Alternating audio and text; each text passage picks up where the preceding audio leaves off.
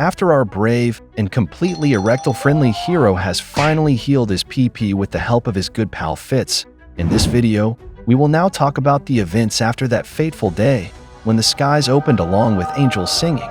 We will see how the world has completely changed around Rudius after navigating away from the dark cloud that is Ed. Grab onto your seats because it's going to be a long and rocky ride. In the forthcoming chapter of Rudius's rejuvenated journey through life, we follow his stroll down the corridor. He noticed Linnea and Priscina also making their way along. Linnea approached him with a smile, remarking on his evident joy. Priscina observed that Rudius seemed more self-assured than usual. Rudius appreciated their observations, sharing with a confident tone that he was faring well. Both Linnea and Priscina were pleasantly surprised by his update. Cliff, Zenoba, and Julie joined in, offering their congratulations to Rudius, a gesture he warmly accepted. In the ensuing scene, Rudius, brimming with happiness, hummed to himself while engrossed in research. This caught Nanahoshi's attention, who watched him curiously. Rudius apologized for occupying her space, to which Nanahoshi responded nonchalantly, indicating it was no issue. Upon realizing Nanahoshi's interest in his activity, Rudius shared that he was composing a letter to his father, citing the unreliable postal service as his reason for frequently updating his whereabouts. After sealing his letter, Rudius marveled at the world's beauty, leaving Nanahoshi completely perplexed. He then inquired about Nanahoshi's preferences in a partner, a question that distracted her and led to a mishap with her magic circle. As she questioned the nature of Rudius's inquiry, hinting at romantic implications, she expressed her impatience to return home, prompting Rudius to jest about her romantic experiences. Nanahoshi, slightly irritated, confessed her affection for someone, despite a recent argument. Rudius, reflecting on this, pieced together that Nanahoshi's previous distress might have stemmed from a romantic dispute, speculating on the identities of those involved. He pondered the absence of other Japanese individuals besides Nanahoshi, considering the likelihood of their non-summoning. Yet, even if their arrival lacked magical intervention, the mystery remained partially unsolved. Rudius empathized, recognizing Nanahoshi's longing for home. He marveled inwardly at the simplicity of her desires concerning companionship. Rudius then second-guessed his own excitement, attributing it to his recent recovery. As lunchtime arrived, Rudius found himself at the entrance to the student council room, anticipating his initial meeting with Princess Ariel. Despite his efforts to steer clear of Ariel and her circle, the presence of his cousin Luke underscored the potential complexities of the royal succession dispute, with Fitz standing by Ariel's side. Sylphie was present as well. Ariel and Luke were the individuals responsible for reuniting him with Sylphie. Their assistance allowed him not only to reconnect with Sylphie, but also to resolve his other issues. Hence, he realized he could not keep his distance from them indefinitely. Rudius mustered his courage, feeling it was time to clarify matters. Upon knocking, a realization struck him. He contemplated the future of Ariel and her peers, who were in their 5th year at a school offering a 7-year program, and whether they would return to the Azura Kingdom post-graduation. While he mused, a voice inquired about his identity. Introducing himself, Rudius expressed his wish to have a discussion. The room fell silent momentarily before a cough was heard. Unexpectedly, Ariel requested tea from Fitz, who promptly obliged. The request caught Rudius off guard, leading him to ponder the unfolding situation. Ariel then welcomed him inside, prompting an immediate apology from Rudius. Once inside, he admired Fitz, especially appreciating her dedication to her duties. In a bold declaration, he proclaimed Fitz as his waifu, prompting Luke to question the statement's significance. Rudius found himself momentarily at a loss for words. Subsequently, Rudius knelt and offered an apology, expressing the honor he felt in meeting Ariel. She clarified that their current setting was not the royal palace and reminded him that they were both students, advising him to stand. Rudius internally noted the calming effect of Ariel's voice and obliged. Looking up, he observed breadcrumbs on Ariel's face, realizing her hurried eating had caused the earlier commotion. Ariel then inquired about the reason for his visit. Rudius elaborated that, despite possibly being well known to them through Sylphie's accounts, He wished to acknowledge Sylphie's role in his recovery and Ariel's significant support to Sylphie, who still aspired to the throne. He assured them of his readiness to assist Ariel if needed. This prompted an exchange of glances between Luke and Ariel. Luke questioned Rudius's stance on the Azura Kingdom's succession conflict. Rudius clarified that his preference was to remain uninvolved, except when the matter concerned someone he cherished. He could not stand idly by as Sylphie faced dangers. Sylphie visibly reacted with happiness to Rudius's statement. Ariel reflected on his words, while Luke probed Rudius's sentiments towards the Greyrats, referencing the neglect by Rudius's uncle from the Nodos family and the demanding Boreas family. Rudius found this confusing. Luke promptly corrected himself, admitting he had mistakenly thought Rudius harbored resentment towards the Boreas family. Rudius clarified that was not the situation. The Boreas family had always treated him kindly, and he harbored no ill will towards them, even after Eris's departure. His primary concern was Luke's apparent displeasure with him. Luke attributed this to Rudius's inability to comprehend women's emotions, labeling him as obstinately clueless. Rudius conceded, acknowledging he had no rebuttal. Sylphie then criticized Luke for trifling with women's emotions, which took Rudius by surprise given Sylphie's usual reticence. Luke defensively questioned Sylphie's stance, mocking her physical appearance despite her mature demeanor. Sylphie countered, affirming her femininity. Rudius experienced a twinge of jealousy over their banter. Ariel intervened, calling for calm, which was promptly observed. She then addressed Rudius, expressing appreciation for his offer of assistance but probing into his actual motives. When Rudius sought clarification, Ariel delicately broached the topic of his objectives at the school, acknowledging his notoriety and inquiring if his initial purpose had been fulfilled. Rudius confirmed his current focus was on locating his mother, with Paul actively searching for her. He detailed his efforts to maintain communication through letters to a base camp, awaiting updates from his father. He stated his commitment to remain at the university until receiving word from his father, leaving his potential journey to the Azura Kingdom uncertain. Ariel accepted this, allowing Rudius to prioritize his personal matters. She then questioned his intentions regarding Sylphie, catching him off guard. Ariel expressed skepticism about Rudius's plans post-recovery, wondering if he intended to leave Sylphie behind. Rudius vehemently assured he would not abandon Sylphie, affirming his commitment to her. Ariel pressed further about Rudius's plans following his intimate relationship with Sylphie. Before Ariel could delve into the matter of responsibility, Rudius assertively declared his intention to marry Sylphie. This bold proclamation stunned Ariel, Luke, and Sylphie, leaving them surprised by the unexpected proposal. Ariel inquired about the seriousness of Rudius's statement, to which he promptly affirmed his sincerity. A silence then enveloped the room. Rudius, lost in thought, voiced that considering marriage as a step towards taking responsibility after intimacy seemed natural and questioned whether his thoughts were odd. Despite feeling it might be premature, he shared that Sylphie's first time was given to aid his recovery, compelling him to vow loyalty and commitment to her. Ariel rose, suggesting Rudius's decision surpassed her initial contemplations, leaving Rudius surprised by her swift mood shift. She then acknowledged Sylphie with Rudius's surname, introducing her as Sylphiette Greyrat. Overwhelmed with joy, Sylphie could scarcely believe her new identity as a Greyrat. Ariel clarified Rudius's intent, but sought to understand Sylphie's stance on the matter. Reflecting on his bold announcement in front of Sylphie's superior, Rudius pondered if he had overstepped. Sylphie, addressing Ariel's inquiry, committed to her duties towards Ariel while aspiring to excel as Rudius's spouse. Rudius was overjoyed by her response, and Ariel's smile indicated satisfaction with the outcome.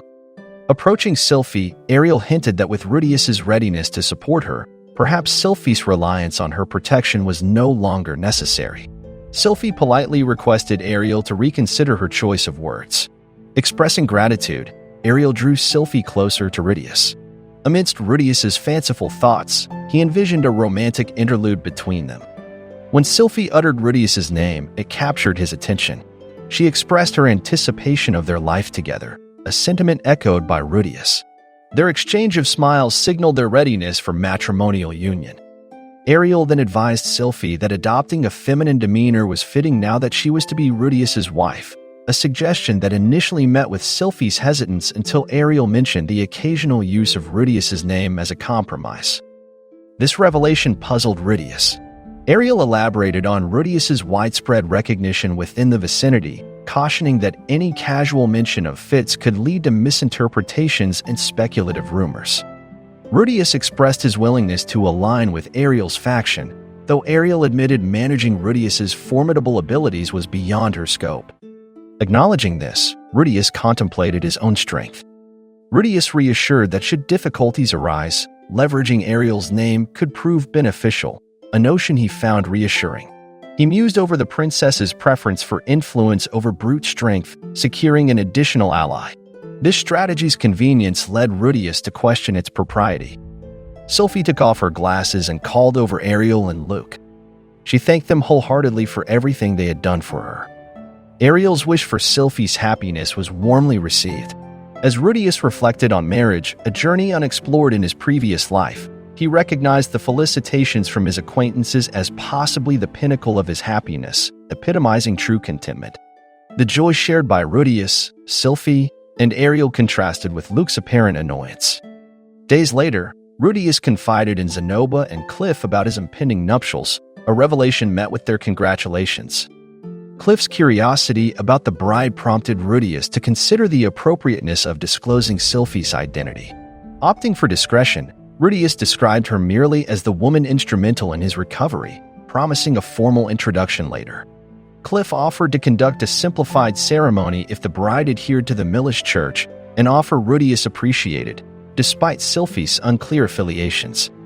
Rudius then sought assistance with a personal endeavor, unveiling a provisional contract for a property under negotiation. Cliff and Zenoba, intrigued by its affordability relative to its size, were shocked to learn of its haunted reputation. Despite the real estate agent's tales of a curse and eerie nocturnal disturbances, previous attempts to address the phenomena had failed, leading to tragic outcomes. Zenoba's inquiry about seeking exorcist intervention revealed Rudius's unsuccessful plea for aid, highlighting the Magic Guild's detachment from land-related issues.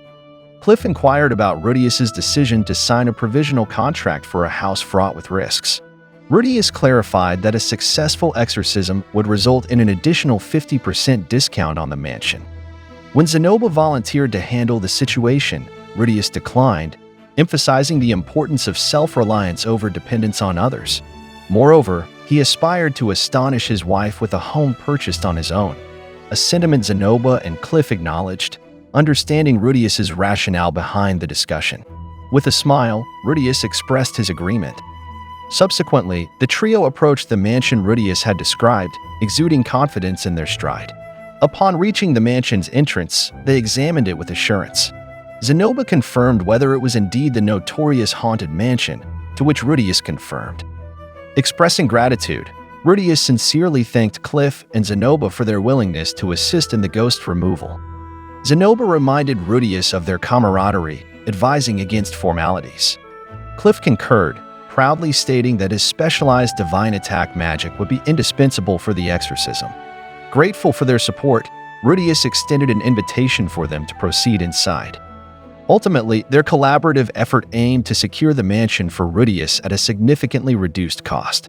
Shifting our focus to their entry into the haunted mansion with Cliff and Zenoba, Rudius was positioned beside an hourglass.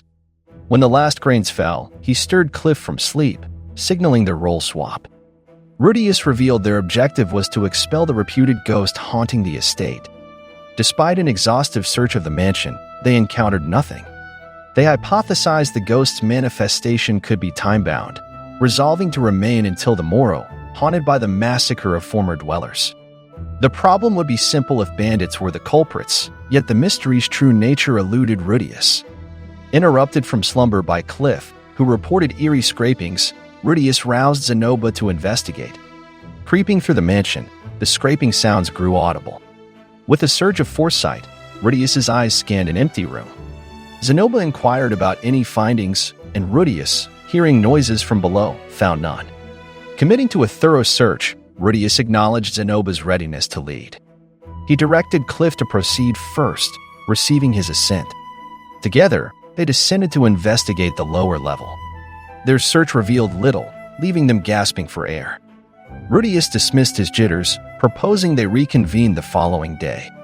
Mentioning the garden as part of their next day's search, a figure at the stairwell suddenly caught his eye. The sight alarmed Rudius as a swift entity charged down the stairs. Zenoba intervened with haste to shield Rudius. As Zenoba was struck, he reassured a concerned Rudius of his well-being. Cliff, meanwhile, invoked divine magic aiming to vanquish the assailant.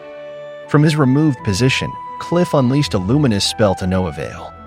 The room was suddenly awash with light, and the creature's visage reflected a bright sheen. Rudius was startled by the ineffectiveness of Cliff's spell. This led to the realization that they were not dealing with a ghost. As the creature thrust at Zenoba, Rudius hastily deployed a spell to clear Zenoba from the line of danger. Zenoba, however, called out for Rudius to pause.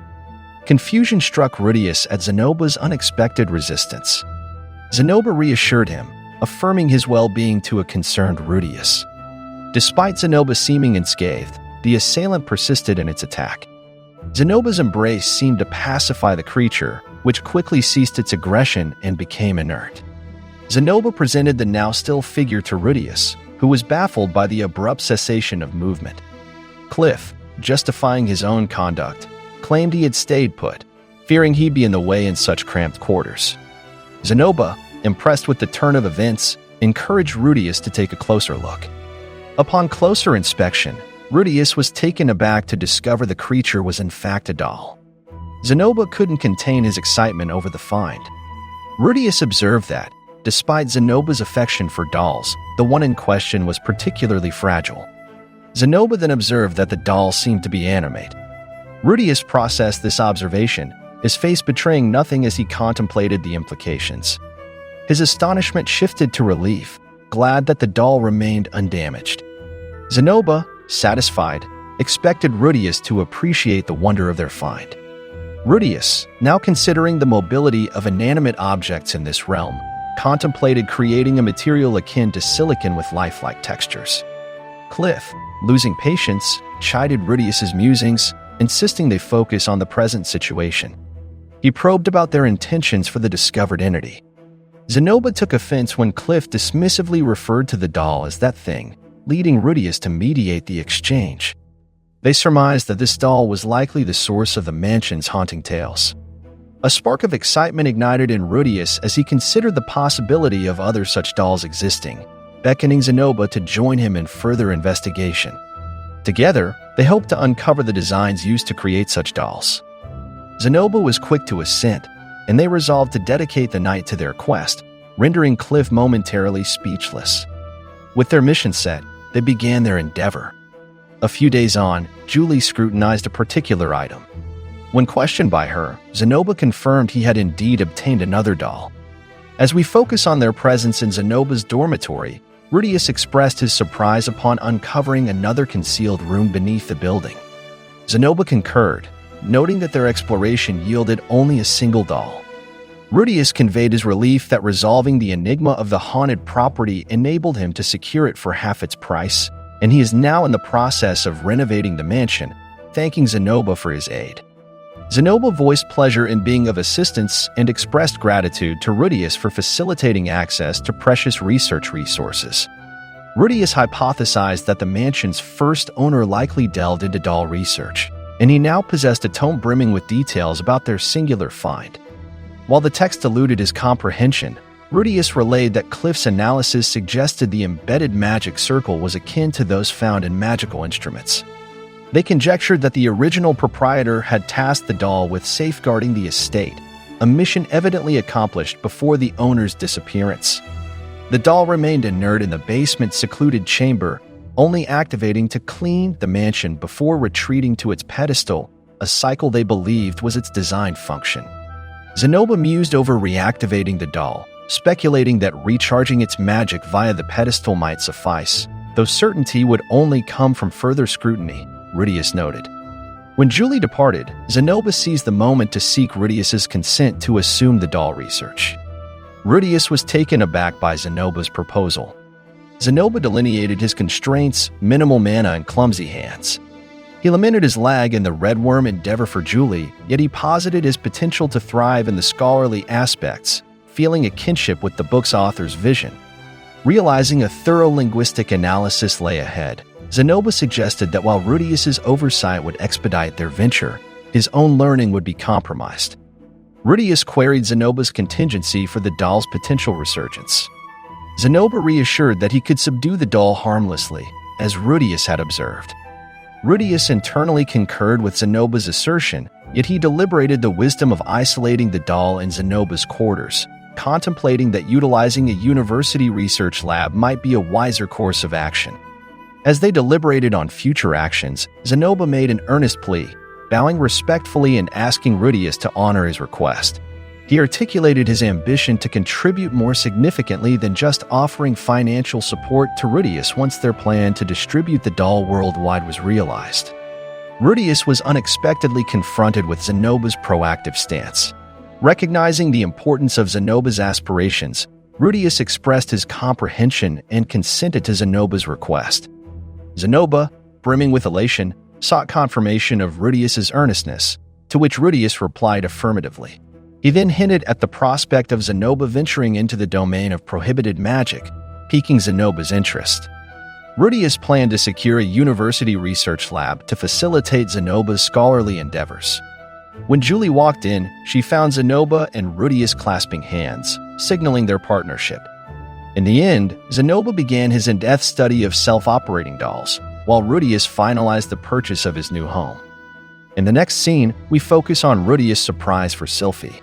He instructed her to cover her eyes and promised it would only be for a short while. Shortly, Rudius indicated they had arrived and gave Sylphie the go-ahead to look. Sylphie was ecstatic to see the splendid house Rudius had secured for them. Together, they ventured inside and toured their new abode. Sylphie conveyed her amazement at Rudius's unexpected gift, questioning when he had managed to arrange their new residence. With a laugh, Rudius noted Sylphie's curious tone and speculated whether she had already been tipped off about the house.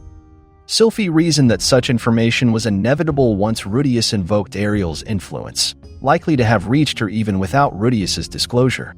Expressing regret, Rudius clarified his aim was to create a pleasant surprise for her. When Rudius queried whether the surprise was not to her liking, Sylphie reassured him, stating she was touched by his thoughtful renovation, but a lack of communication could lead to anxiety, suggesting he maintain openness in their interactions. Rudius grinned, embracing Sylphie affectionately, now clear on his wife's preferences. As Sylphie giggled within his embrace, Rudius steered the conversation toward a grave matter. He turned to Sylphie, ready to broach a significant topic. Reflecting on the 3 weeks since his proposal, which Sylphie accepted, Rudius proposed they deliberate on their joint future. Sylphie's reaction was one of bashful excitement. In a flustered response, Sylphie consented to the idea of children, citing the challenges of her long-eared race heritage. Rudius was momentarily startled by her assumption. He elaborated that, tempting as the subject was, he aimed to address her professional commitments as Princess Ariel's bodyguard and their compatibility with married life. With a touch of shyness, Sylphie realized the actual topic and recounted her prior conversation with Ariel on the matter. She informed Rudius that while they would remain in their current country for 2 more years, their return to the Azura Kingdom post-graduation wouldn't be immediate, estimating an additional 5-year delay. Rudius inquired, seeking clarification on Sylphie's dedication to her bodyguard responsibilities. Sylphie offered an apology, sharing that she was deep in thought about their current circumstances, recognizing it wasn't the update Rudius hoped for. She lamented that, despite Rudius securing a stunning residence, her commitment to her bodyguard duties meant she couldn't be present there as often as she'd like, labeling herself a failure in her role as a wife and feeling utterly useless. Rudius observed her and reflected that the Sylphie of old, who once depended on him, would never voice such concerns. Following Sylphie's heartfelt words, Rudius voiced his longing to be with her, proposing marriage and assuring her not to fret over her professional obligations since he would manage their home. He wanted her to chase after what she loved doing. Sylphie's face lit up with appreciation, and she stressed the need for open communication about any issues to foster a harmonious marital life, a notion Rudius supported. When prompted if she had anything to communicate to him, Sylphie earnestly implored Rudius to never vanish unexpectedly. He acknowledged her plea with a smile, and the couple felt a surge of joy following their earnest dialogue. In the midst of a perfect atmosphere, Rudius entertained the idea of seeking a closer connection, but Sylphie's sudden insight halted him. She suggested that with their impending nuptials and newly acquired house, it was fitting to have friends over for a meal, vowing to exert her utmost effort in the kitchen. Rudius realized she was essentially planning a wedding reception. Concurring with Sylphie's proposal, Rudius pondered which of their extensive acquaintances to invite. Days later, on the day of the reception, Sylphie was busy with culinary preparations, psyching herself up for the responsibilities of a wife. She tasked Rudius with the guest amusement, which he accepted. Linnea and Priscina arrived early, extending their marriage congratulations and bringing a sizable boar as a tribute. Rudius remarked on their promptness, and Linnea clarified it as a customary practice among their kind, to present gifts and arrive early to festivities as a testament of fealty to their superior. Subsequently, Zenoba and Julie made their appearance, expressing gratitude for being included. Rudius's heart warmed at their presence, particularly taken by Julie's attire. Rudius lightheartedly referred to Zenoba as Your Highness, which led Zenoba to kindly ask to be addressed in the informal manner Rudius typically used, comparing himself to garbage. Rudius, in a teasing manner, suggested Zenoba relax on the side like an aide, which Zenoba cheerfully agreed to. To Zenoba's surprise, Linnea had arrived earlier, initiating a playful exchange among them. A subsequent knock announced Ariel and her retinue, who expressed their gratitude for the invitation extended by Rudius. Rudius returned the gesture, thanking them for their presence. Ariel admitted to not being well-versed in the customs of commoners and requested Rudius to pardon any unintended rudeness on her part. Linnea couldn't hide her annoyance at Ariel's entrance, in contrast to Sylphie's evident happiness. Ariel delegated Elmore and Clean to aid Sylphie with the table arrangements. Cliff and Elinalise followed shortly, with Cliff commenting on the impeccable state of the house. Elinalise was seen persuading someone to enter, revealing Nanahoshi as an acquaintance of Rudius. Rudius expressed surprise at their collective arrival and at seeing Nanahoshi there. They recounted finding Nanahoshi by Rudius's door and decided to include her as part of the gathering. Rudius introduced her as Silent Seven Stars, to Cliff's astonishment. Cliff was left at a loss for words, uncertain of what to say next. In hushed tone, Rudius spoke to Nanahoshi in Japanese, remarking on her unusual appearance outside her room. Nanahoshi cited Rudius's invitation as her motive for coming. Rudius reassured Nanahoshi, inviting her to unwind with the offer of potato chips, a suggestion that appeared to delight her. Rudius acknowledged Nanahoshi's help in securing a good deal on cooking oil, which left her in awe. Sylphie then notified Rudius that the dining room was all set, awaiting only Badagatti's arrival. Elinalise hinted at Badagatti's habit of being late, predicting it could be a month before he showed up. Rudius, taking this into account, chose to proceed with the wedding reception without further delay. Rudius and Sylphie made their rounds, serving beverages to their guests who were deep in conversation. When Rudius tried to draw everyone's focus, Elinalise playfully pointed out his reddened cheeks, leading Sylphie to giggle but also to swiftly bolster his confidence. Our protagonist beamed and soon raised a glass, offering a toast to express his gratitude for their company amid their packed agendas. Amid his address, an unforeseen force sent an object tumbling down the fireplace, leaving all present in a state of shock. Luke braced himself for conflict, prompted by the abrupt disruption. It was, in fact, Badagatti who had arrived unexpectedly. Rudius was left wondering about the source of Badagatti's sudden appearance. Elinalise commented on Badagatti's lateness, and Rudius hoped aloud that his new residence would not suffer damage. Badagatti justified his dramatic entrance as a cultural norm for his royal lineage, done to astonish and unsettle the attendees. He even insinuated that Rudius might owe him gratitude for the dramatic entrance. The impact of Badagatti's entry sent Rudius tumbling, leading to his frustration with Badagatti's habitual dramatics. Sylphie inquired about Rudius's well-being, to which he affirmed his resilience, swiftly recovering his stance. He proceeded to deliver an elaborate and excessively formal expression of gratitude to his guests, which garnered mixed responses because of its length. Badigati suggested Rudius relax the formal tone, pointing out the obvious affection between him and Sylphie and proposing that he demonstrate this love to all present. Rudius looked to the beaming Sylphie, concurring with Badigati. Redoing his address with a more personal touch, he tenderly held Sylphie's hand, prompting her to flush with emotion. He professed his intent to build a life besides Sylphie and solicited his friends' backing when necessary. Expressing his appreciation to the assembly, Rudius received a supportive toast from Badigati, heralding the couple's future. The crowd resonated with cheers in response to Rudius's heartfelt sentiments. The event then transitioned into a feast and camaraderie among the assembly. Ultimately, Onii-Chan was seen gazing affectionately at Sylphie. In the ensuing scene, we delve into a conversation among Rudius's circle regarding their exclusive bathing facility. Badigati openly expressed envy towards their arrangement, highlighting his desire for something similar. Zenoba reiterated his congratulations, while Badigati extended an apology to Nanahoshi for an earlier gender misidentification. Persina admitted her initial confusion regarding Fitz's gender, attributing it to her scent, but clarified her current understanding. Linnea speculated Rudius's lack of interest in them was due to his preference for those of smaller stature. Amidst this, Rudius could only offer a nervous chuckle, contemplating their perception of him. Meanwhile, Sylphie battled feelings of insecurity regarding her physique once more. As Linnea and Persina excused themselves, content with the intimate dynamics between Sylphie and Rudius, they mused over the idea that offspring from such capable parents would ensure a prosperous future for their community. Sylphie offered them a wary glance, while Rudius mulled over their straightforward remarks during the meal. Observing Sylphie's reaction, Rudius promptly reassured her, affirming his unwavering affection regardless of her physique. Nanahoshi, slightly inebriated, approached to extend her congratulations once again. Rudius expressed his gratitude, and just as Nanahoshi was about to depart, Sylphie halted her.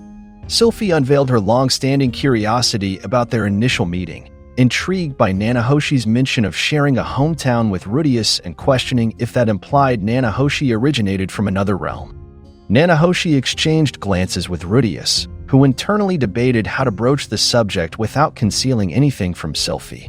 Nanahoshi intervened, suggesting the misunderstanding stemmed from Rudius's familiarity with her language, a clarification Sylphie accepted. Following Nanahoshi's exit, Cliff performed a cross-like gesture, noting their non-allegiance to the Millis faith but recognizing it as the sole blessing he could impart. Rudius valued Cliff's gesture, comforting himself with the notion of an inclusive deity. Cliff remarked on Sylphie's genuinely feminine presence, surprising her. Onii-Chan inquired about Rudius's health and whether he had resolved his issue, hinting at earlier disclosure opportunities.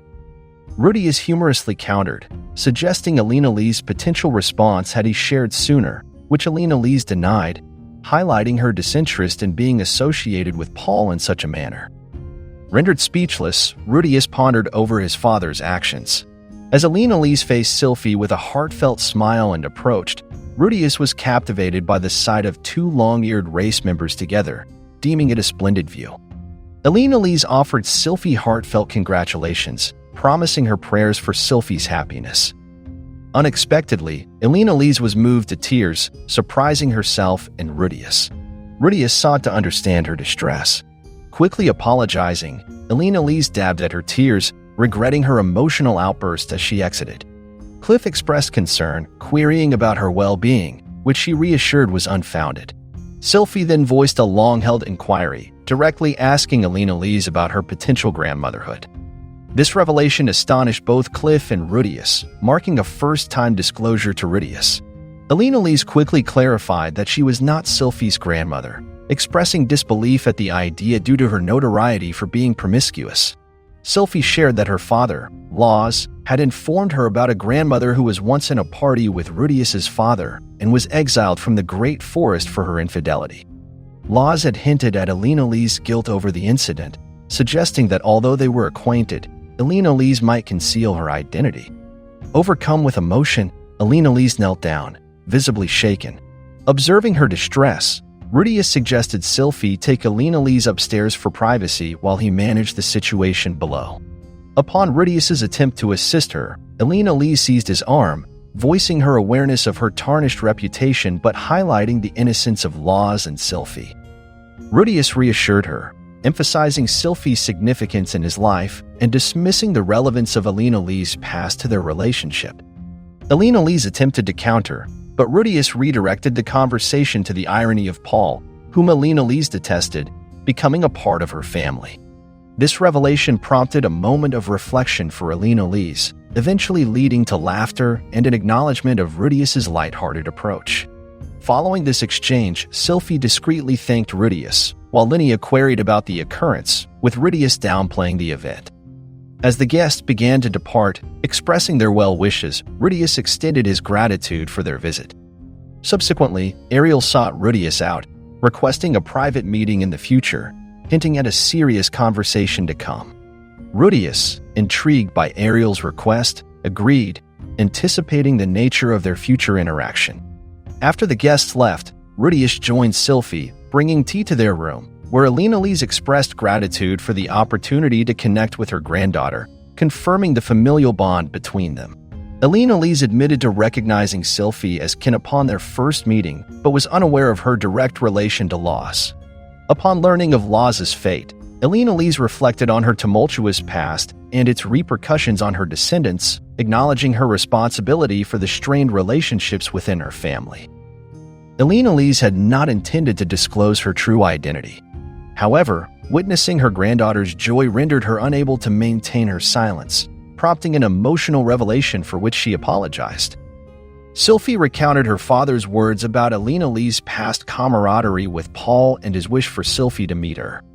Grasping Onii-Chan's hands, Sylphie affectionately addressed her as grandmother and shared her happiness at discovering additional family beyond Rudius, eliciting further tears from Onii-Chan. Rudius mused over the remarkable linkage between Sylphie and Onii-Chan, asking Sylphie if she found their connection extraordinary. Following their heartfelt exchange, Onii-Chan bid farewell to both Rudius and Sylphie. Cliff displayed a unique reaction to the unfolding events, difficult to categorize. Subsequently, the scene shifted to Rudius and Sylphie tidying up post-celebration, then taking a moment to relax. Rudius expressed astonishment at the familial bond between Sylphie and Onii-Chan, highlighting their contrasting attitudes, especially towards matters of chastity. Sylphie admitted her initial misconceptions about Onii-Chan and Rudius's relationship and her unexpected reunion with her grandmother at the academy, acknowledging the immense joy Rudius has brought into her life. Rudius reciprocated the sentiment, attributing his happiness to Sylphie as well. A tender look between them led to a soft kiss, with Sylphie aspiring for even more happiness with Rudius moving forward. Their celebration concluded on a high note, affirming the familial bond between Sylphie and Onii-Chan's grandmother. In the next scene, Rudius embarks on his routine morning run, later returning to a warm reception from Sylphie at their home. Their interactions underscore the bliss and novelty of their nuptial life. Post-meal, Rudius gets up, only for Sylphie to affectionately kiss him, playfully noting he overlooked a dab of sauce, prompting a shy smile from Rudius. Internally, Rudius delights in the newness of married life, eagerly anticipating the days ahead. Upon leaving their dwelling, Sylphie mentions her night off from bodyguard duties, proposing a shopping trip post-classes. Rudius, tied up with post-class commitments, appreciates Sylphie's willingness to undertake the shopping task alone. Expressing regret for disrupting her scheduled break, Sylphie reassures him of her okay with the arrangement. Their departure for school is marked by visible shared joy, drawing attention from fellow students. Rudius lightly chides Sylphie for her attire choice, despite Ariel's advice towards a more feminine presentation, which Sylphie playfully disputes while considering growing her hair. Their appearance fuels student rumors, from Ariel's alleged favoritism to Rudius's misinterpreted reputation. Conscious of the looming misunderstandings, Rudius mentally prepares for continued misconceptions. Sylphie departs to meet Ariel, leaving Rudius to admire her affectionately from a distance. His encounter with Linnea and Priscina includes Priscina's bold flirtation, rendering Rudius momentarily at a loss for words. Linnea marvels at Rudius's non-reaction to Priscina's advances, attributing it to the sanctity of their newlywed status and cautioning against morning vulgarity. Rudius reiterates his loyalty to Sylphie, highlighting her appreciation for discretion and appropriateness, vowing to be an exemplary partner. They proceed to their homeroom, marking the beginning of the academic day. After class, Rudius lends academic support to Cliff, aids Zenobia with his doll project, and pursues a collaborative research experiment with Nanahoshi. Completing these engagements, Rudius convenes with Ariel and her team, expressing gratitude for her understanding amidst his busy agenda. Ariel acknowledges his efforts, subtly alluding to a prior discussion from their wedding reception about resolving an unspecified matter. Upon Ariel's concurrence, their walk led to Luke suggesting the locale as fitting for their intended endeavor. Summoning Rudius, Ariel challenged him to a duel against Luke, emphasizing a swords-only rule with no magic involved, leaving Rudius taken aback. He mulled over whether Ariel's notion of entertainment truly encapsulated this challenge. Inquiring about the duel's rationale, Ariel clarified that Rudius could employ magic solely for crafting his weapon. She disclosed Luke's initiation of the challenge, expressing neutrality towards Rudius's acceptance. Rudius explained his swordsmanship skills were modest without magical assistance. Given Luke's role as a princess's protector, a precise strike could be lethal. Despite Ariel's confidence in Luke's restraint from lethal harm, she recognized his acceptance of potential death, urging Rudius to partake. With reservations, Rudius debated whether such customs were typical in the Azuran Kingdom. Luke's insistence on acceptance framed it as a matter of masculine understanding. Compelled by the challenge, Rudius, though reluctantly, committed to the duel, aiming to leverage his demon eye for survival. Expressing gratitude for his agreement, Ariel orchestrated the duel's commencement between the kin, weapons at the ready. Luke's onset appeared sluggish to Rudius, who found it underwhelming compared to the agility of Eris and Ruijerd, contemplating the evident speed difference. Rudius, bracing for Luke's advance, executed the Sword God style's initial disarm technique, effectively disarming Luke. After adopting a confident stance, Rudius was soon met with Luke's renewed assault, declaring the duel was yet to conclude. Nevertheless, Rudius deftly managed another counter, culminating in a kick that propelled Luke through the air. The confrontation was ceased by Ariel, who observed Luke's setback in his self-imposed challenge. She directed Elmoa to administer healing to Luke, which was promptly executed.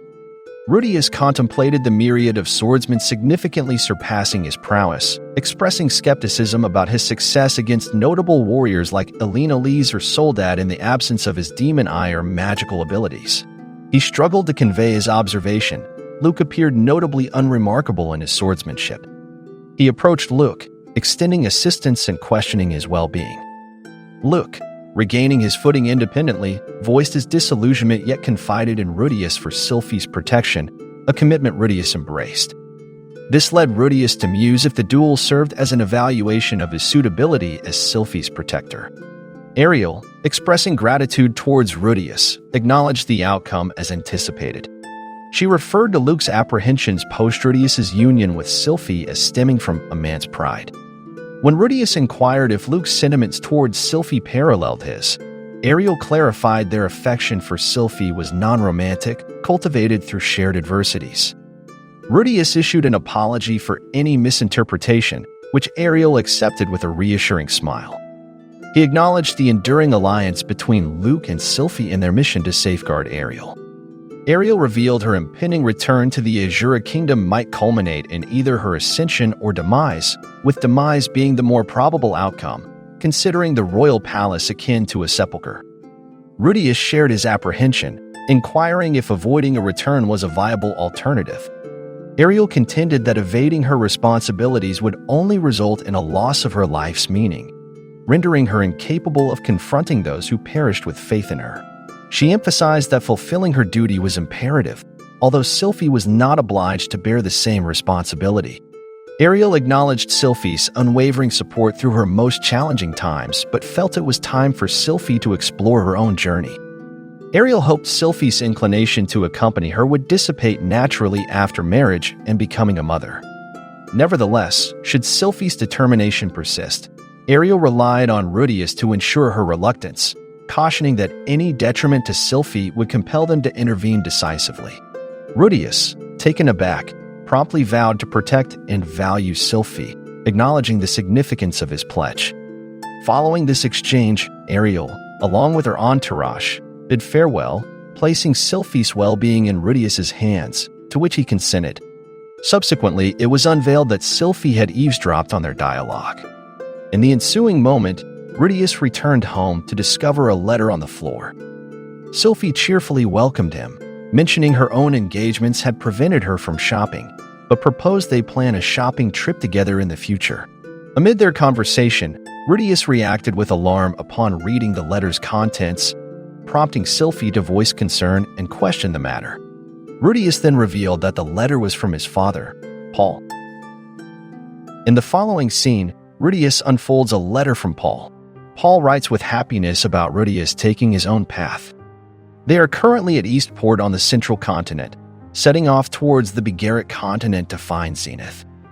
Rudius might have already been informed by Onii-Chan, but Roxy and Talhand have joined their quest to save Zenith. The Bigarret continent, notorious for its severe environment second only to the Demon continent, is no place for Norn and Aisha, hence Paul has sent them to Rudius's location. Rudius ponders their means of travel. Paul details a fortunate reunion with someone willing to escort the kids, someone familiar to Rudius. Rudius suspects Paul is hinting at him being their guide.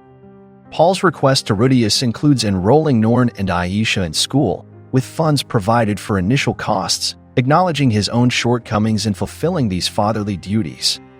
By the time Rudius reads the letter, aged 15, he will be 16 or 17, with Paul self-reflecting on his inadequacies as a father.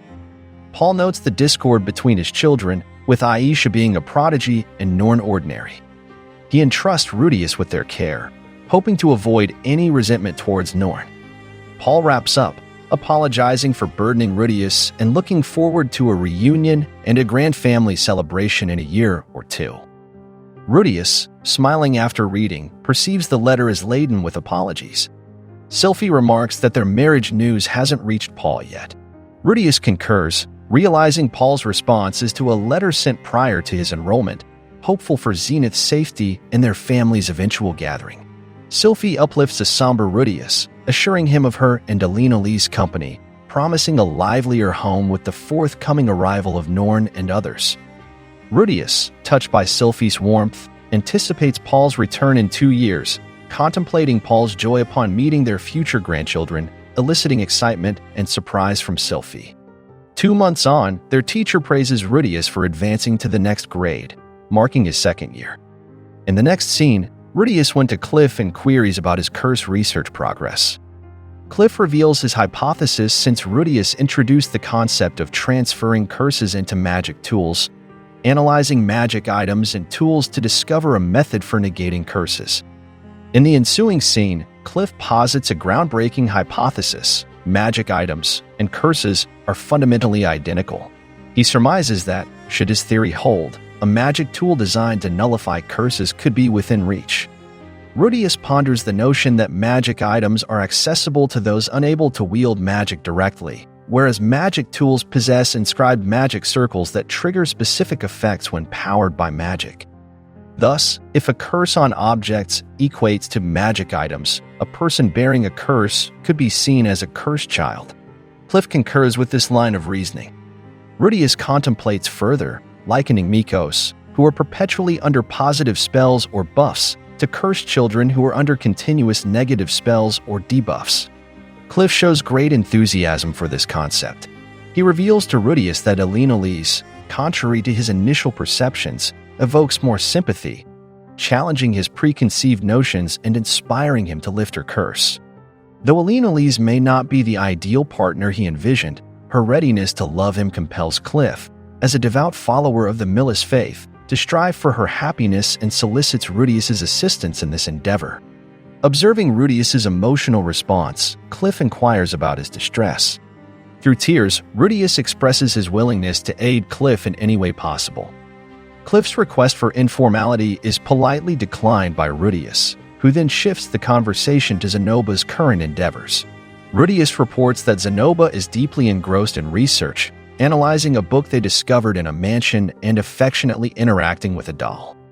Subsequently, Sylphie expresses her admiration for Cliff's research commitment, a sentiment echoed by Rudius.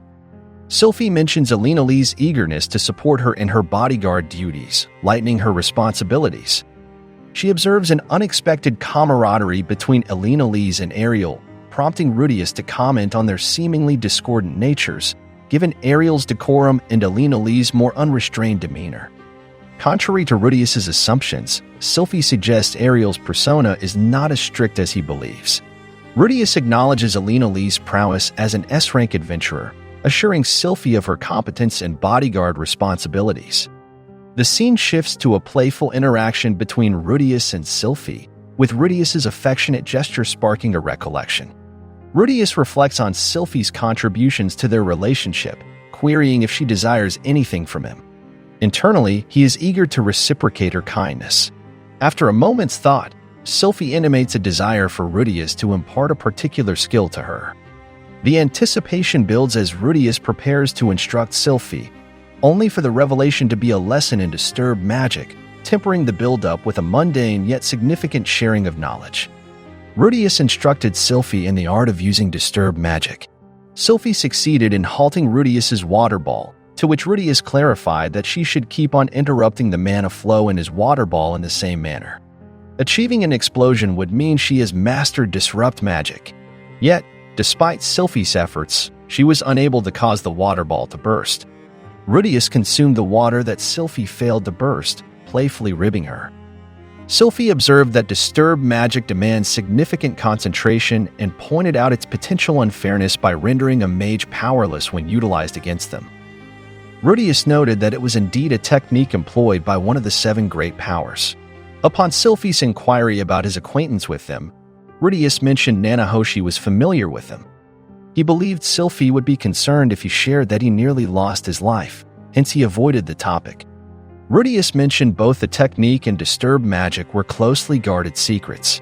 He confessed his inability to confront the 7 great powers should they confront him. Sylphie acknowledged the secrecy surrounding the topic. Sylphie, studying healing magic, proposed to teach Rudius more advanced techniques in the field. Rudius enthusiastically accepted, appreciating the potential aid, especially since he was unable to perform healing magic without incantations. Subsequently, Rudius faced difficulty with a minor injury on his finger. Sylphie assured him this was similar to other forms of incantation-free magic. Despite understanding the theoretical aspects Sylphie shared and attempting its practical application, Rudius found no success. Sylphie found humor in his inability, feeling somewhat reassured that there were abilities beyond Rudius's grasp. Rudius displayed a slight sulk in response to her amusement. They continued practicing the incantation-free healing magic, with Sylphie playfully mocking Rudius's attempts. After practicing chantless healing magic with Sylphie, Rudius couldn't master it. He remembered Sylphie's insight that maybe he couldn't comprehend the experience of being on the receiving end of magic. Healing magic operates by mediating the patient's mana with the healers, yet Rudius struggled with the concept of mana interference. He pondered if his background in attack magic or perhaps his origin from another world hindered his understanding. Fortunately, he had Sylphie's expertise in healing magic to rely on, deciding to accept his limitation. Reflecting further, a child between him and Sylphie would likely inherit significant magical aptitude. Subsequently, Rudius proceeded with an experiment alongside Nanahoshi. She aimed to direct her mana into an unusually large magic circle. Nanahoshi mentioned that success with this magic circle could lead to the next phase of their research. Rudius queried about the nature of this magic circle. Nanahoshi aimed to summon an item from another world. Rudius's initial shock was mitigated by Nanahoshi's assurance that the experiment wouldn't lead to a calamity akin to the teleportation incident, thanks to added safety measures. Their experimental results showed that summoning more complex items required more mana, essentially adhering to the law of conservation of energy. The item targeted for summoning this time was small and simple. Rudius noted Nanahoshi's unusually talkative demeanor, suggesting her confidence in the magic circle's success. Left with no alternative, Rudius consented to the experiment. He humorously requested Nanahoshi to inform his family if the experiment led to his displacement, eliciting annoyance from her. Beginning the mana transfer, the magic circle lit up, illuminating their surroundings. Nanahoshi silently hoped for success as Rudius maintained the mana flow. Rudius sensed an anomaly, feeling uneasy about the unfolding events.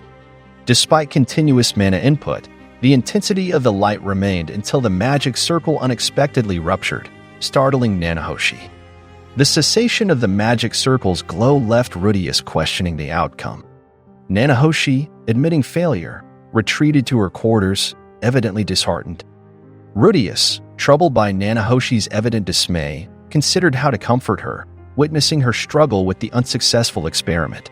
Rudius attempted to uplift Nanahoshi's spirits by pointing out that encountering failures is an inherent aspect of the research process. Nanahoshi, with a lack of enthusiasm, acknowledged that failures indeed are part of experimentation. Following their exchange, Rudius took his leave. As he exited, Rudius thoughtfully closed the door and reflected on Nanahoshi's state, recognizing her heightened stress in recent months and her current dismay due to the experiment's failure. Considering Nanahoshi's youth and resilience, he resolved to check on her the next day, opting not to disturb her further at the moment. However, a sudden, loud outburst from Nanahoshi's room alarmed Rudius, accompanied by sounds of destruction. Without hesitation, Rudius entered her room to discern the cause of the uproar. There, he discovered Nanahoshi in a state of hysteria, venting her frustration over the fruitless experiments and her inability to establish a connection to the other side. Rudius endeavored to soothe the agitated Nanahoshi, who persistently repeated, "Can't go home," until she eventually lost consciousness, deepening Rudius's concern. Catching Nanahoshi as she fell, Rudius noticed her expression devoid of life, which unnerved him. Acknowledging the severity of Nanahoshi's state, he realized the importance of not leaving her by herself and contemplated seeking Sylphie's advice. Nanahoshi suggested she was merely exhausted and proposed they rest for the day. Assisting her, Rudius navigated the hallway, attracting attention from fellow students. Zenoba saw them and promptly approached to assist. Upon learning of Nanahoshi's critical state from Rudius, Zenoba decided to transport her to the infirmary. The worry was apparent on Rudius's face as they made their way to the infirmary, where Rudius assured the nurse that all was well and that Nanahoshi merely needed rest. Nanahoshi's expression while she lay down was one of complete despair. Rudius explained to Zenoba that Nanahoshi's current state was the result of her research not yielding the desired outcomes. It dawned on Zenoba that Nanahoshi's pursuit of her research was not driven by pleasure. Reflecting on the time elapsed since the teleportation incident, Rudius noted it had been 6 years. He pondered over his own trials during this period. But what about Nanahoshi? She had secluded herself, embarking on her research journey alone. The cruel truth that she had not advanced in her research over these 6 years was mercilessly laid bare before her. Rudius was deeply moved by Nanahoshi's monotone repetition of "can't go home." She kept murmuring the same phrase, lying still on the bed. In the end, the distressing cries of Nanahoshi stirred somber memories within Rudius. In the subsequent scene, we see him delivering breakfast to Nanahoshi. He presented it to her while she was reclining in bed, reassuring her that it was fine to eat just a little, as long as she ate something. Rudius drew back the curtains, remarking on the pleasant weather that day. He shared that after Nanahoshi had fainted, he felt compelled not to leave her by herself, hence they decided to bring her to his and Sylphie's residence for care, a decision Sylphie supported. Internally, Rudius pondered the uncertain outcomes following Nanahoshi's emotional collapse, yet, thankfully, they managed to navigate through the crisis. Nanahoshi promptly consumed the meal he provided. Reflecting on this, Rudius contemplated how to articulate his feelings toward Nanahoshi, which bordered on resignation. The setback from her experiment seemed to deeply impact her, raising concerns about her abandoning her quest to return to their original world. Subsequently, Rudius bid farewell to Nanahoshi as he needed to attend school. Acknowledging Nanahoshi's relentless efforts up to that point, Rudius resolved to keep a watchful eye on her for the time being. Just as Rudius was about to depart, Nanahoshi broke her silence, indicating she believed she had accounted for everything. She likened magic circles to circuit boards, explaining that combining several circuit patterns was supposed to yield a single function. Despite her efforts, a persistent issue at one junction always led to a flaw. Attempts to rectify this flaw only resulted in the magic circle becoming an unstable, patchwork creation. She concluded it was physically unfeasible to return, leaving her without hope. After leaving the room, Rudius prepared for school. Upon his return to Nanahoshi's room at the academy, he encountered the disarray of equipment they had used together. He also discovered the last magic circle they had worked on, oddly torn. Examining it closely, he pondered its significance. In a later scene, he convened with Cliff and Zenoba for a discussion, presenting Nanahoshi's magic circle to them. Cliff remarked on the magic circle's disordered appearance, prompting Rudius to question whether one could categorize a magic circle as either disorderly or neat.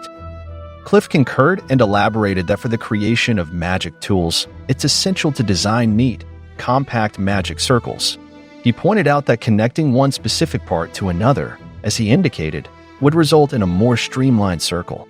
He expressed his admiration for the concept embodied by the circle and began conceptualizing his own design mentally. Zenoba inquired about the nature of the magic circle. Rudius clarified that it was part of their research on a summoning magic circle alongside Silent. Given Silent's challenges, Rudius was keen on gathering Cliff and Zenoba's insights. Zenoba observed that summoning magic fell beyond their realm of expertise. Rudius, however, posited that their specialization in varied fields could bring fresh perspectives and insights, highlighting the value of diverse viewpoints. Cliff identified the torn section as the point of failure in the magic circle, recognizing its incompleteness. He embarked on an attempt to rectify it, devising his own approach, which left him perplexed. Amid Cliff's confusion, Zenoba proposed the idea of implementing a multi-layered pattern, catching everyone off guard. Cliff sought clarification on Zenoba's suggestion. Zenoba elucidated that his research on a doll involved stacking multiple magic circles atop one another to achieve a unified effect. Cliff requested Zenoba to provide the doll part for examination, a request Zenoba relayed to Rudius. In the subsequent scene, Zenoba showcased the doll's arm component.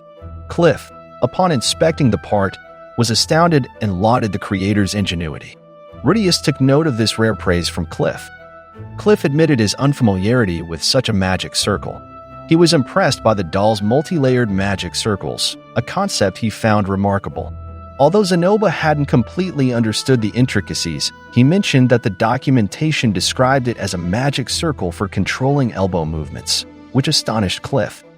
Zenoba's remarks suggested he possessed deeper knowledge than Cliff, who initially seemed to merely be showing affection for the doll by caressing it. Alina Lees offered consolation to an emotional Cliff, implying that he could expand his knowledge through further research. Cliff, feeling validated, accepted the suggestion.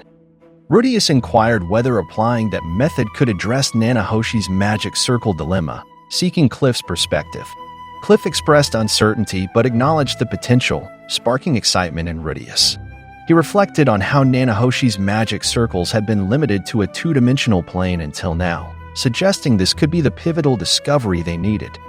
Cliff immediately set to work, aiming to consolidate parts to reduce their size. Rudius proposed sketching a component on a separate sheet and stacking it atop the original, an idea Cliff welcomed. In the meantime, Zenoba requested Julie to brew tea, with Alina Lees volunteering to assist. The following day, when the group visited Nanahoshi, she seemed unenthused. She inquired about the intentions of the three men before her. Zenoba stayed calm, while Cliff declared his fervent adherence to the Millis religion in a heated tone. Rudius disclosed that he had consulted Zenoba and Cliff for insights on her magic circles, and they had devised some enhancements, urging Nanahoshi to consider their suggestions. Nanahoshi, albeit skeptically, permitted them to share their ideas, questioning their practicality. Rudius had Cliff lead the explanation, who restructured the fundamental elements of Nanahoshi's original magic circle into a novel layout. They introduced an additional magic circle design to connect the foundation to another segment, positioning it overhead. As Cliff and Rudius elaborated on their methodology, Nanahoshi's interest was piqued. She quickly grasped the potential efficacy of their approach, recognizing the unnecessary constraint of adhering to a two-dimensional framework. She realized that by incorporating layers, the overall dimensions of the magic circle could be disregarded. Chiding herself for overlooking such a straightforward solution, she eagerly seized paper and pen to draft a revised, optimized magic circle. She rectified her initial oversight and concurred with Cliff's recommendation, commending his acumen. Rudius, as he watched and listened, felt somewhat overwhelmed by the technicalities. Rudius then inquired whether Zenoba had grasped any part of their discussion, to which Zenoba admitted his confusion, acknowledging that Cliff and Nanahoshi were indeed operating on a higher level. The collaboration between Nanahoshi and Cliff on the magic circle persisted. Rudius observed with satisfaction that everything was progressing smoothly, noting Nanahoshi's revitalized demeanor. Zenoba concurred, pointing out that Rudius also seemed to be in better spirits. He recalled the day Nanahoshi experienced her breakdown, noting it appeared to have significantly impacted Rudius. Rudius acknowledged this, revealing it evoked memories of a similar period in his own life when he had lost all motivation and isolated himself, much like Nanahoshi's recent ordeal.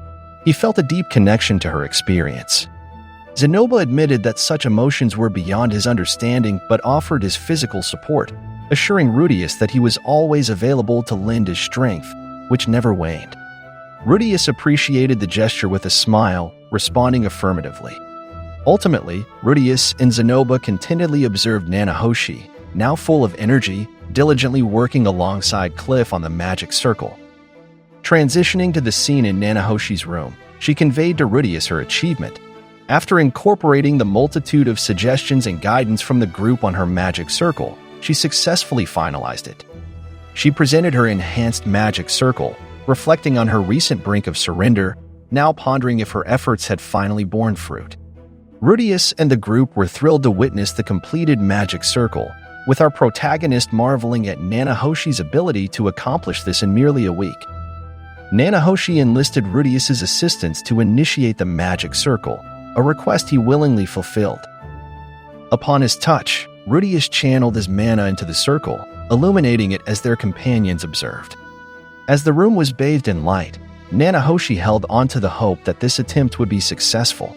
Suddenly, Rudius sensed an imminent presence amidst a blinding flash that filled the room. Cliff remarked on the intense brightness, while Zenoba watched in wonder. Following the dazzling display, Nanahoshi eagerly inquired about the outcome.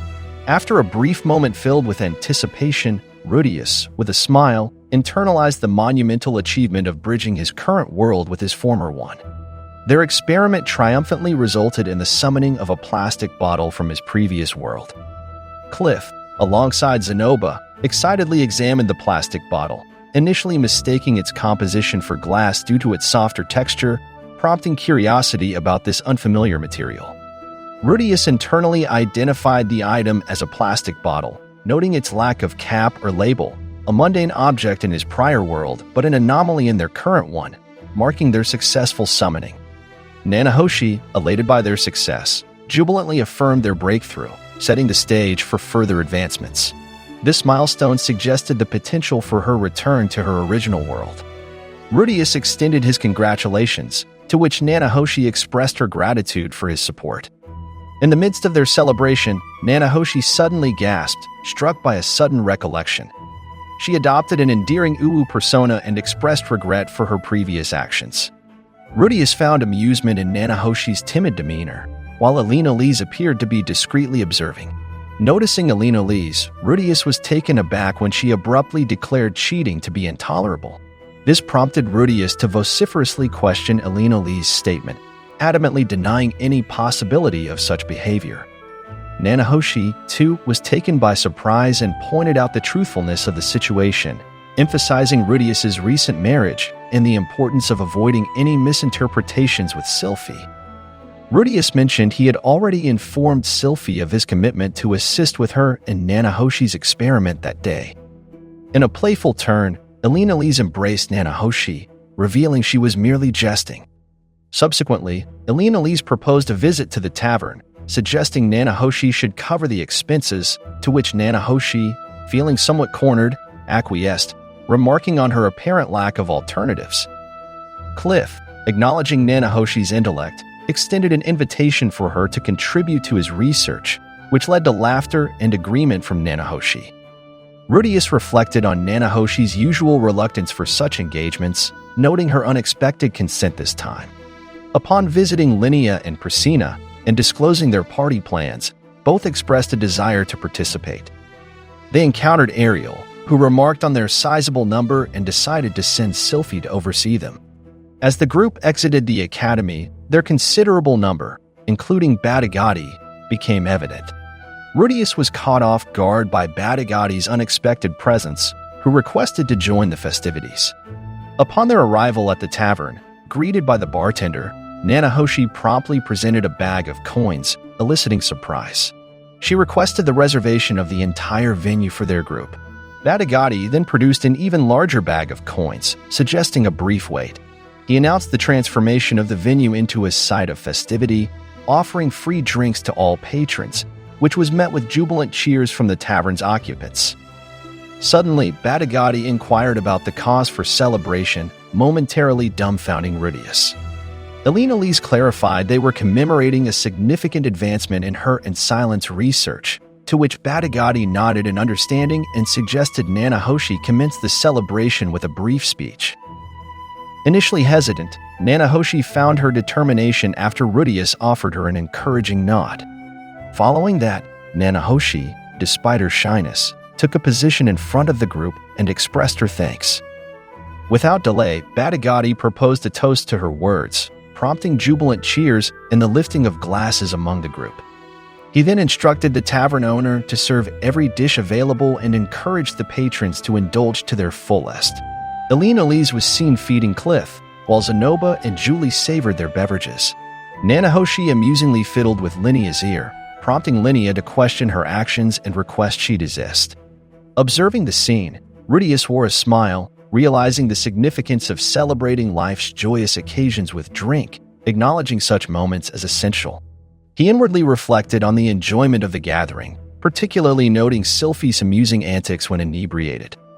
Sylphie, somewhat tipsy, requested a head pat from Rudius, who complied with delight, noting their unfamiliarity with drinking traditions at home but recognizing his wife's fondness for affection when intoxicated. Complying with Sylphie's request, Rudius found the act exceedingly endearing and suggested they should embrace such moments more openly at home. Nanahoshi, seemingly annoyed, critiqued the couple's public display of affection. Upon realizing Nanahoshi's inebriated state, Rudius urged her to relax and enjoy the festivity, dismissing any pretense of ignorance and querying humorously about the lapse since he last encountered his partner. Seeking to soothe Nanahoshi, Rudius provided her with water, which she promptly consumed. In an unexpected turn, Badigati hoisted Nanahoshi, eliciting her surprise, and declared it the moment for her to share her distinct musical selections. Nanahoshi, slightly vexed, clarified the popularity of her songs in her native world. Intrigued, Badigati expressed his curiosity about her music, welcoming her to dedicate her performance to him. As Badigati transported her away, Nanahoshi called out, insisting she had more to share with Rudius. Amidst being carried off, she vocally expressed her gratitude to Rudius in Japanese, prompting a warm smile from him. At his side, Sylphie displayed a hint of jealousy, which Rudius quickly addressed with a reassuring embrace, affirming his disapproval of any gestures that might seem inattentive towards her. The festivities within the tavern carried on, with Priscilla and Elise continuing their meal and Badigati providing musical accompaniment for Nanahoshi's singing performance. Linnea remained uncomfortable due to Nanahoshi's playful ear-tugging, while Rudius and Sylphie found enjoyment in Nanahoshi's vocal talent, deeming the celebration thoroughly enjoyable. Subsequently, Nanahoshi succumbed to sleep, overwhelmed by intoxication, eliciting laughter from both Zenoba and Rudius. Linnea and Priscilla then took it upon themselves to escort the slumbering Nanahoshi away. Following this, Rudius and Sylphie, buoyed by the evening's merriments, decided to depart before Elise. The joy of the celebration lingered with them as they made their way home, with Rudius internally resolving to commemorate future joys with similar festivities. During their walk, Sylphie detected an unusual disturbance near their residence. Upon investigation, Rudius confirmed her suspicions, with Sylphie suggesting the use of a detoxifying spell to mitigate their inebriation. They discovered a dispute unfolding at their doorstep, involving two individuals debating their tardiness attributed to Norn, while the other defended their chosen route as endorsed by Aisha. As Rudius drew closer, Aisha deliberated their next steps, considering the inns were full, with Norn asserting that Aisha had planned for them to stay at their current location, negating the need for lodging elsewhere. The arrival of Rudius prompted one of the children's companions to remark on a recognizable aura, leading Rudius to instantly identify the disputants as his siblings, Norn and Aisha. Aisha, upon seeing Rudius, embraced him with joy, expressing how much she had missed her brother and noting the scent of alcohol on him. Norn inquired about Rudius's drinking, to which he admitted to partaking in a modest celebration, advising them not to concern themselves with the details and remarking on their unexpectedly early arrival. The conversation unveiled that their long separation had concluded with the unexpected arrival of Rudius's siblings, accompanied by Rudyard, marking a significant reunion at their home. Like and subscribe for the next one.